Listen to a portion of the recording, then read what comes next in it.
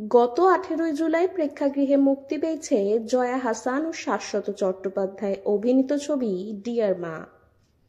মায়ের প্রতি সন্তানের নিঃস্বার্থ ভালোবাসার গল্প বলছে এই সিনেমা।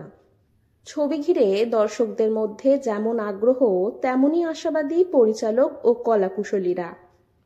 এই আবহেই ভাইরাল হয়েছে শাশ্বত চট্টোপাধ্যায়ের একটি ইন্টারভিউ।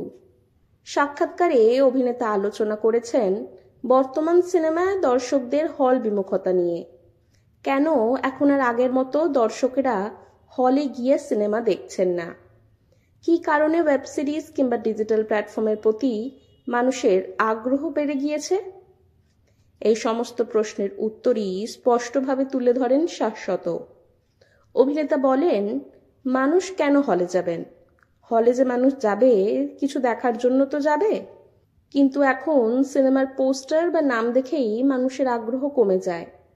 আমি যদি একটা সিনেমা থেকে কিছু না পাই, তাহলে কেন আমি সেই সিনেমাটা দেখতে যাব?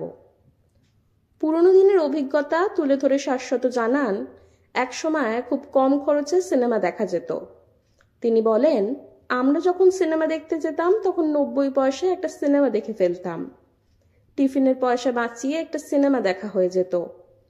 কিন্তু এখন একটা সিনেমা দেখতে গেলে কোল্ড ড্রিঙ্কসের খরচ, পপকর্নের খরচ, টিকিটের খরচ, এমনকি পার্কিংয়ের আলাদা খরচ দিতে হয় মানুষকে। তিনি আরো বলেন, এত টাকা খরচ করে যদি আমি সেই সিনেমার সঙ্গে কানেক্ট না হতে পারি, তেমন গল্প বা ভিজুয়াল যদি আমাকে কেউ উপহার না দিতে পারে, তাহলে কেন আমি হলে গিয়ে সিনেমা দেখব? একটা সিনেমা দেখে এলে যদি তার সঙ্গে ইমোশনালি কানেক্ট না হতে পারি, তাহলে হলে যাওয়ার কোনো মানেই হয় না। এই বক্তব্য প্রকাশ্যে আসতেই তা ছড়িয়ে পড়ে সোশ্যাল মিডিয়ায়।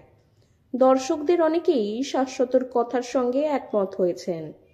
আবার অনেকের মতে নির্মাতাদের আরো ভাবনা চিন্তা করে এমন গল্প নিয়ে আসা উচিত যা দর্শকদের মনে ছাপ ফেলতে পারে।